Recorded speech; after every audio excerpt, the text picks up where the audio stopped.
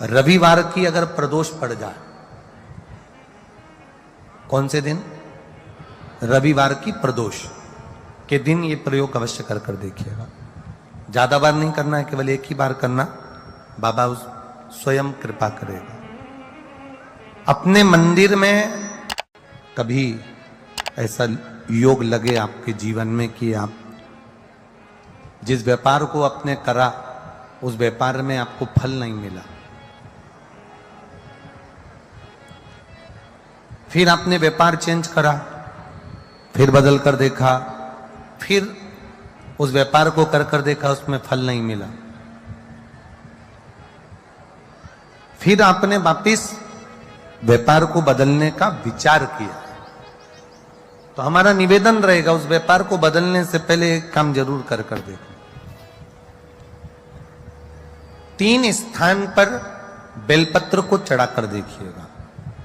अगर आपको लगे कि मैंने व्यापार बदल लिया, एक बार बदला, कई लोग ऐसे भी होते हैं जो पैसा इकट्ठा करते हैं, धन एकत्रित करते हैं, और कोई व्यापार ऐसा कर लेते हैं जिस व्यापार में धन चले जाता है तो वो धन वापिस नहीं आता, महाराज, वो व्यापार का धन वापिस नहीं आता, तो बड़े दुखी होता है कि भाई मेरा गया हुआ पैसा नहीं आ रहा, मैं बड़ा कष्ट में हूं, मेरा खुद का ही आ जाए ना तो मैं निहाल हो जाऊं, मेरा अपना ही नहीं आ रहा जो गया हुआ है, तो मैं क्या वर्णन करूं उसको, क्या कहूं।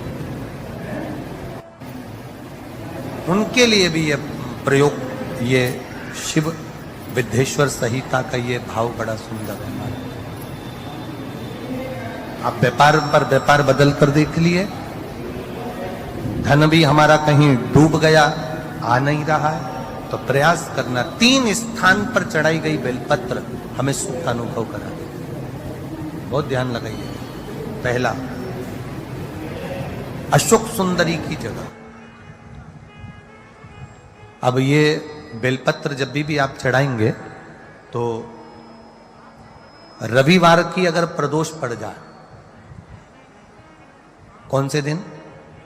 रविवार की प्रदोष के दिन ये प्रयोग अवश्य कर देखिएगा। ज्यादा बार नहीं करना है, केवल एक ही बार करना, बाबा उस स्वयं कृपा करेगा।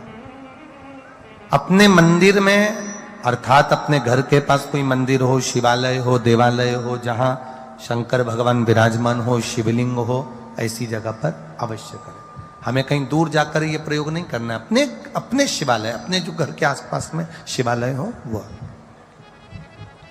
एक बेलपत्र अशोक सुंदरी वाली जगह। अब उसको अशोक सुंदरी की जगह पर भी चढ़ाने का तरीका क्या है? जब हम बेलपत्र चढ़ाएंगे तो उस बेलपत्र को चढ़ाते समय आपकी जो बेलपत्र की डंडी है, वो बेलपत्र, रविवार प्रदोष के दिन का ये उपाय है महाराज, ये बेलपत्र की जो डंडी है, इस डंडी का भाग शिवलिंग की ओर होना चाहिए। ये जो डंडी है, इसका भाग अशोक सुंदरी पर जब चढ़ाएंगे तो शिवलिंग की ओर इसका भाग होगा महाराज। दूसरी, बेलपत्र को जब हम समर्पित करेंगे, जया, विषहरा, शामरीवारी, दौतली, देव, मान लो जलाधारी ऊपर नहीं है शंकर जी के, तो उसका स्मरण कर 5 कन्याओं का नाम लेकर, जया, विषहरा, शामलीवारी, दौतली, देव, इनका स्मरण कर शंकर भगवान के शिवलिंग पर बेलपत्र रखेंगे। बेलपत्र कहां रखना है? आप अगर यहां बैठे हो तो आपके विपरीत में डंडी का मुख होना चाहिए। ये बेलपत्र की जो डंडी है, इसका मुख आपके विपरीत में हो। आप यहां बैठे हो तो डंडी उधर होगी, आप इधर बैठे हो तो डंडी का मुख इधर होगा, आप उधर बैठे हो तो डंडी का मुख इधर होगा, आपके ठीक विपरीत की ओर डंडी का मुख हो। ये 2 जगह बेलपत्र समर्पित करने के बाद, तृतीय बेलपत्र शिवलिंग की जो जलाधारी है, जहां पर भगवान शंकर का शिवलिंग रखा है, वहां स्पर्श कराकर, केवल छुआना है, स्पर्श कराकर बेलपत्री के पेड़ के नीचे ही कोई कंकर हो, कोई शंकर हो, या कोई मिट्टी का ढेला हो, नी हो, तो वहीं मिट्टी को थोड़ी सी ऊंची कर एक बेलपत्र बैठकर इस बेलपत्री की डंडी जड़ की ओर, मतलब जो वृक्ष होता है उस ओर इस डंडी का मुख होना चाहिए। ये 3 रविवार के प्रदोष के दिन शंकर भगवान पर चढ़ाई गई बेलपत्र से हमारा गया हुआ धन भी पुनः आने का रहता है और हमारा जो व्यापार बार बार बंद हो रहा है, शिव की कृपा से एक बार चालू तो चालू हो ही जाता है, शिव तत्व को जाए। और निवेदन है सब भाव से करना है, हृदय चित्त आनंद जो विषय। प्रदोष के दिन प्रदोष काल में लगाया गया दीप, प्रज्वलित करा गया दीप 5 स्थान पर फल देता है।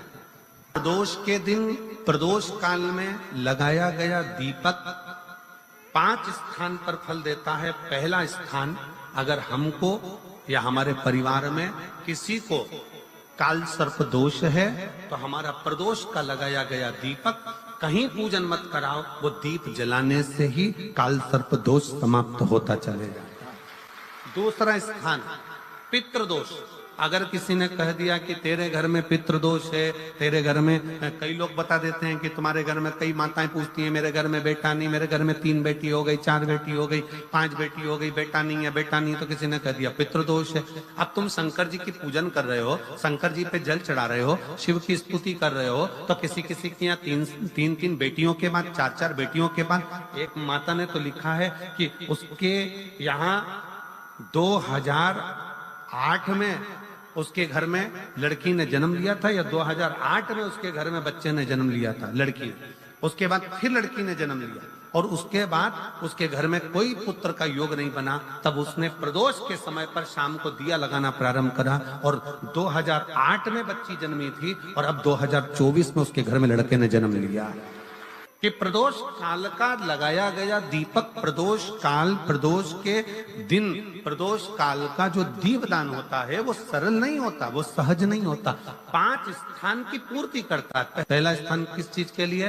काल सर्पदोष के लिए। दूसरा पितृदोष, कैसा भी तुम्हें कोई पितृदोष बता दे, कितना भी तुमसे कोई कह दे कि तेरे घर में पितृ का दोष है, तेरे घर में ये दोष है, अगर आप प्रदोष के दिन, प्रदोष काल में, अर्थात सूर्य अस्त के समय के 2:45 तक का जो समय होता है, 2 घंटे के समय का, उसके अंतर्गत अगर आप प्रदोष काल के समय में भगवान शंकर को दीप लगाने के लिए अगर पहुंचे हो तो वो आपको फल देगा ही, पितृदोष का निवारण होगा ही, चाहे तुम कुछ करो चाहे मत करो, और पितृ की शांति करा दे। दूसरे नंबर पर है पितृदोष। तीसरे नंबर पर है वास्तु दोष। हमारे घर का, अब एक बहुत सावधानी से श्रवण करने वाला विषय है, वंश की वृद्धि नहीं है। 30 वर्ष शादी के हो गए, 40 वर्ष शादी के हो गए और औलाद है ही नहीं। डॉक्टर ने भी हाथ ऊंचे कर दिए, टेस्ट पे भी करवाया, IVF करवाया, सब कुछ तुमने करवा लिया, तो भी औलाद नहीं है। तब आखिरी में एक काम चालू करो, प्रदोष का दिन दोनों पति पत्नी व्रत चालू कर दो प्रदोष का, और प्रदोष काल में शाम के समय जाकर एक ही दिए में 2 लंबी बाती जानते हो ना, रुई की लंबी कपास की बाती 2, और दोनों बाती एक ही दिए में रखकर पति पत्नी दोनों उसको प्रज्वलित करना प्रारंभ करें। बाबा संतान देकर ही रहेगा, औलाद आएगी ही।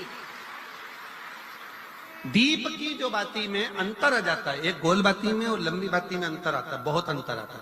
पितरों के लिए गोल बाती का प्रयोग बहुत कम होता है महाराज। देवी जी के लिए, माता रानी के लिए, जगत जननी के लिए गोल बाती का प्रयोग बहुत कम होता है महाराज, ध्यान रखिएगा।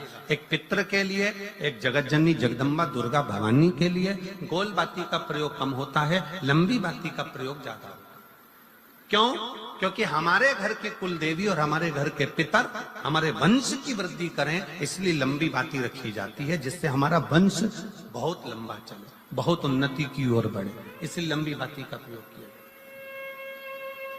शिव महापुराण की कथा कहती है 5 जगह पर हमारा जलाया गया एक दीप जो प्रदोष के दिन प्रदोष काल में लगाया जाता है, 5 जगह पर भारी पड़ता है। पहले नंबर पर जम के बोलते जाओ, काल सर्पदोष। दूसरे नंबर पर पितृदोष। तीसरे नंबर पर घर का वास्तु दोष। हमारे घर में कितना भी वास्तु दोष है, कोई ने कह दिया यहाँ बाथरूम नहीं बनना थी, यहाँ पर शौचालय नहीं बनना था, यहाँ सीढ़ी नहीं बनना थी, वो सीढ़ी वहां बनना थी, ये सीढ़ी वहां बनना थी। तुम पूरा घर तोड़वा के देख लो, उसके बाद में जैसा वास्तु वाले हैं वैसा करा कर देख लो, उसके बाद भी तुमको शांति नहीं मिले तो समझ लेना कि तुम्हारे घर में अब वास्तु दोष तो तुमने दिखाकर समाप्त कर लिया, फिर भी वो समाप्त नहीं हो रहा तो प्रदोष काल का लगाया गया प्रदोष के समय का दिया आखिरी में वास्तु दोष को भी समाप्त कर देता है और उसमें भी फल प्रदान करता है। काल सर्प दोष, पितृदोष, वास्तु दोष। चौथे नंबर पर 1 रुपया कमाया, 1.25 रुपए खर्च हुआ, पैसा आया गया।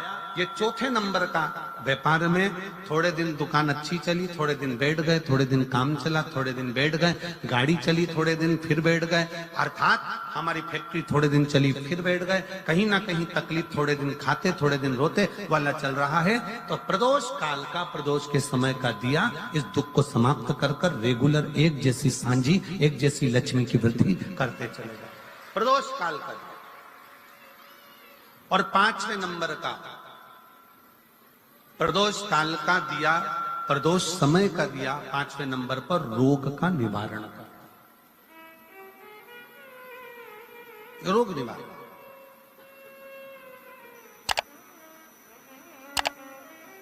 ये 5 स्थान जो बताए गए हैं प्रदोष काल के दिन, प्रदोष के दिन दीप प्रज्वलन के। प्रदोष व्रत का इतना महत्व है महाराज।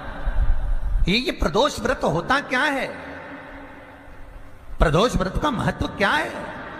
शिव महापुराण की कथा कहती है शंकर भगवान का प्रदोष का व्रत, अर्थात चंद्रदेव को जो क्षय रोग हो गया, बीमार पड़ गए, शरीर गलकर नीचे गिरने लगा, तब देव ऋषि नारद ने भगवान चंद्र को शंकर भगवान के पूजन का विधान बताया और पूजन करते करते त्रयोदशी तिथि आ गई।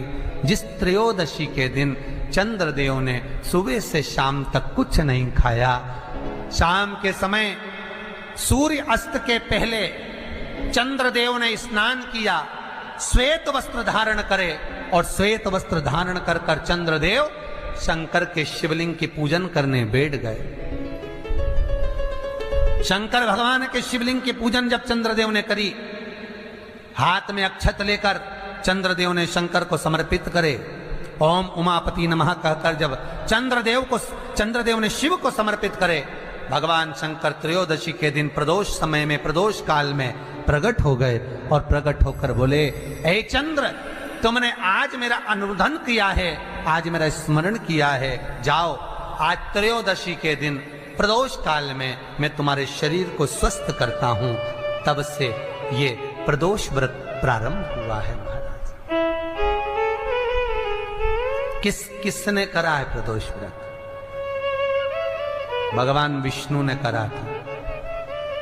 जब घोड़े का मुंह लगा हयग्रीव अवतार, लक्ष्मी जी हंस दी थी तो घोड़े का मुंह भगवान विष्णु का लगा, तब भगवान विष्णु ने प्रदोष व्रत करा था। भगवान विष्णु प्रदोष व्रत 11, 26 अवश्य करना चाहिए, या तो 11 करो या 26 करो, करना चाहिए। प्रदोष कोई साधारण सा व्रत नहीं है,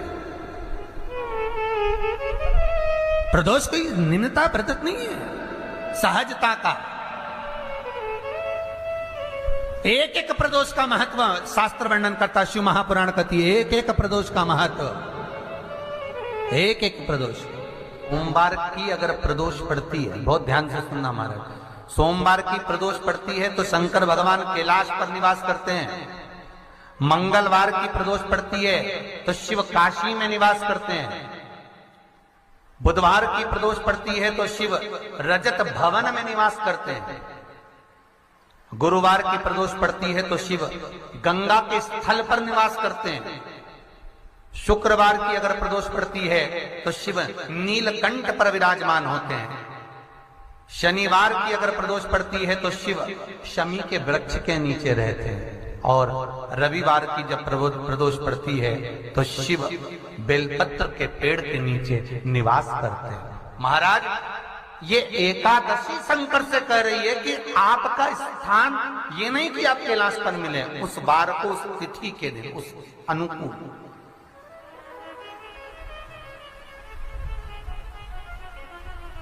हमारे यहां कहते हैं सोमवार की जो प्रदोष पड़ती है वो इच्छा पूर्ति करती है, मंगलवार की प्रदोष रोग से मुक्ति देती है, बुधवार की प्रदोष कामना की पूर्ति करती है, गुरुवार की प्रदोष शत्रुओं का नाश करती है, शुक्रवार की प्रदोष सुख और शांति देती है, शनिवार की प्रदोष संतान का सुख देती है, और रविवार की प्रदोष जो काम दुनिया में कोई नहीं कर सकता वो अचूक फल की प्राप्ति रविवार की प्रदोष करा देती है। महाराज ऐसी प्रदोषों का नियम वर्णन किया चाहिए। भगवान कहते ठीक है तू थोड़ी देर खड़ी हो।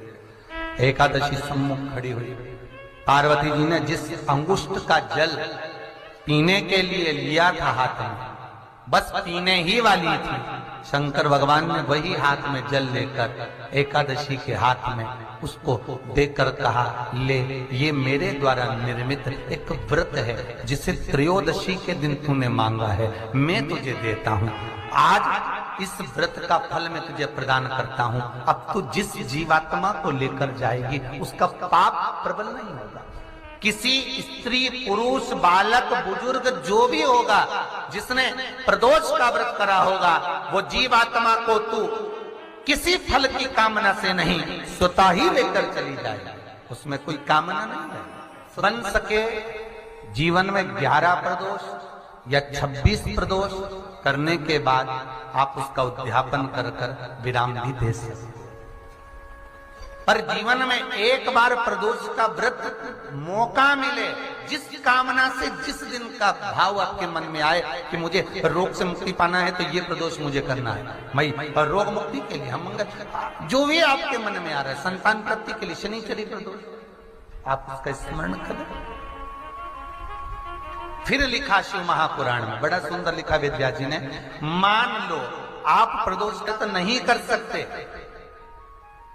आप अगर व्रत नहीं कर सकते तो प्रदोष के दिन, प्रदोष काल में शाम का समय सूर्यास्त का कुछ पल, कुछ घड़ी के पहले से लेकर बाद तक का प्रदोष काल के अंतर्गत आप शंकर जी के मंदिर में जाकर 1 लोटा पानी, 5 बेलपत्र भी अगर समर्पित करते हैं तो संपूर्ण प्रदोष का फल आपके भाग्य में प्रबल हो जाए। शिव महापुराण में इसका लड़की को मंगल है, गुरुजी लड़के को मंगल है, क्या करा जाए? कुछ मत करो। प्रदोष के व्रतों में वर्णन किया गया है कि रवि का प्रदोष, भौम का प्रदोष, मंगल का प्रदोष, बुध का प्रदोष, गुरु का प्रदोष, शुक्र का प्रदोष, शनि का प्रदोष।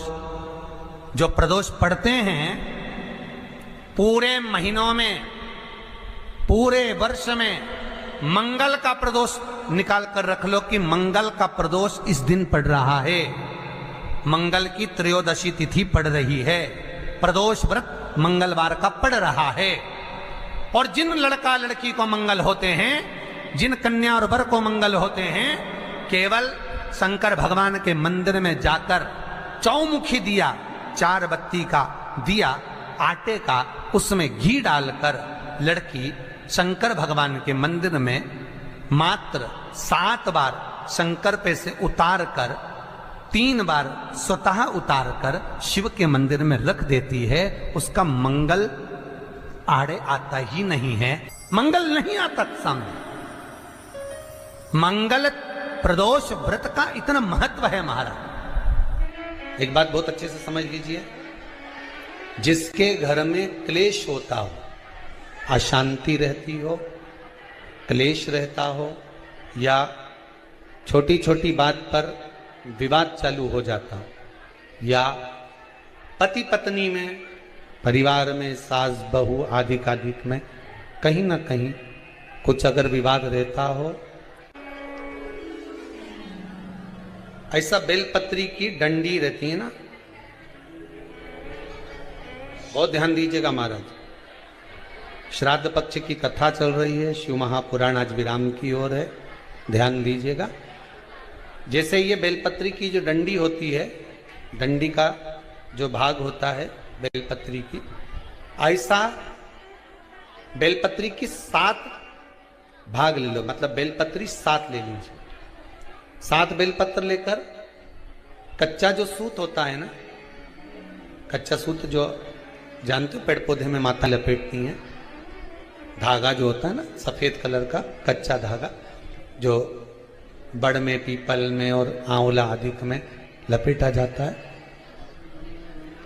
कच्चा सूत, उसको शंकर भगवान और माता पार्वती का स्मरण कर कर नंदी के, जो नंदी होता है, नंदी के राइट भाग में, नंदी का एक पांव ऊंचा होता है, आपने देखा होगा आगे का पांव ऊंचा होता है, बैठते समय नंदी का एक पांव ऊंचा, एक पांव नीचे की हो जाता है। तो नंदी का जहां पांव ऊंचा है उस ऊंचे पांव के पास में बैठना है। कच्चे सूत पर उस बेलपत्री के जो 7 गुच्छ हैं, 7 जो बेलपत्री के भाग हैं, 7 बेलपत्री हैं, उसको अपना नाम गोत्र स्मरण कर कर उस कच्चे सूत को लपेटना है। महाराज लाल कलर का चंदन उस बेलपत्री के पत्ते में जो अग्रभाग होता है, सबसे आगे का भाग, 7 में लाल चंदन लगाना है।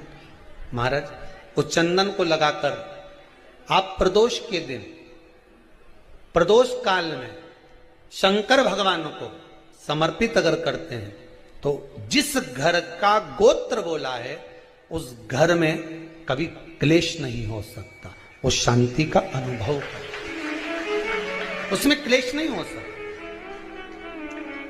एक धागा होता है पक्का धागा, एक धागा होता है कच्चा धागा। बहुत ध्यान दीजिएगा महाराज, पक्के धागे से नहीं लपेटना सफेद, कच्चा जो धागा पीपल में, बड़ में या आंवला आदि में जो हम लोग लपेटते हैं पूजन करते समय, वो कच्चा धागा। और एक बात और आपको कहने, ध्यान दीजिएगा, अगर मान लो किसी पति पत्नी का तलाक तक की नौबत हो गई और तलाक नहीं कराना है, आपस में वापिस प्रेम बढ़ जाए, छोरी वापिस घर में रहे, बेटा उसको रखे, बहू रहे, आपस में प्रेम बढ़े, वो भले मायके चली गई हो, वो भले लड़का छोड़कर चले गया हो, अकेली रह रही हो और चाहती है कि मैं पति के साथ रहना है, तलाक नहीं होना चाहिए, हम दोनों में प्रेम रहे, वो संभाले मेरे को भी और मैं भी आदर करूं, वो भी आदर करे। तो मेरा निवेदन है, कच्चा जो सूत होता है, कच्चा जो धागा होता है, नंदी के ठीक पीछे बैठकर कोई साथ में आपका परिवार का कोई व्यक्ति चले जाए और हस्तकमल को, जिसको अपने परिवार में वापिस रहना है, उस स्त्री हो या पुरुष हो, दोनों में से कोई भी नंदी के पीछे बैठकर सोमवार की जिस दिन अष्टमी पड़े उस दिन नंदी के पीछे बैठकर हाथ को ऐसा बंद करना है, हाथ में एक बेलपत्री रखना है, सीधी सीधी बंद कर कर 7 बार उस हाथ पर कच्चा सूत लपेट देना है, उस सूत को वापस निकाल लेना है। बेलपत्री के साथ, बेलपत्री के साथ में, और बेलपत्री को तो अपने पास में रखना। सबसे पहले माता पार्वती का जो हस्तकमल ऐसा होता है शिव मंदिर में, उस हस्तकमल में वो सूत जो आपके हाथ से निकला है वो उसमें डाल देना है, माँ जगत जननी से प्रार्थना कर कर, और जो बेलपत्री आपने संबंध को जोड़ने के लिए अपने हाथ में ली है वो शंकर भगवान के कटी भाग में, फिर निवेदन करूंगा कटी भाग को समझ लीजिए। ये शिवलिंग रखा है, जहां पर शंकर भगवान का शिवलिंग, माता पार्वती जी के हस्त कमल पर जो शिवलिंग रखा है, ये भाग कटी भाग कहलाता है। इस जगह पर जहां शंकर और पार्वती का मिलन हुआ है, उस जगह पर उस बेलपत्री को रख देना। महाराज ज्यादा से ज्यादा 3-4 महीने लगते हैं।